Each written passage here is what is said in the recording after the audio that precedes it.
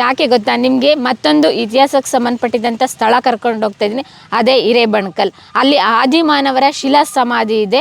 Sir ಇಲ್ಲಿಂದ ಎಷ್ಟು kilometre ಆಗುತ್ತೆ? ಇಲ್ಲಿಂದ ಆಲ್ಮೋಸ್ಟ್ ಒಂದು 20 ಕಿಲೋಮೀಟರ್ ಆಗ್ಬೋದು. ಓಕೆ, ನಾವು ಗಂಗಾವತಿ ಮೇಲೆ ಹೋಗ್ತೀವಾ? ಗಂಗಾವತಿ ಟುವರ್ಡ್ಸ್ ಗಂಗಾವತಿ ಹೋಗ್ತೀವಿ.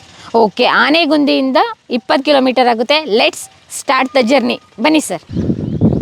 5:30ಗೆ ಅಲ್ಲಿಂದ ಬಿಟ್ಟು ವೀಕ್ಷಕರೇ ಇಲ್ಲಿಗೆ ಬರೋನಷ್ಟರೊಳಗಡೆ ಹಿರೇಬೆಣಕಲ್ಗೆ ಬರೋಷ್ಟೇ 6 o'clock ಆಗಿದೆ. 6 o'clockಗೆ ಸೂರ್ಯ ಎಷ್ಟು ಮೇಲೆ ಬಂದಿದ್ದಾನೆ ಅಂತ ನೋಡ್ಬೋದು.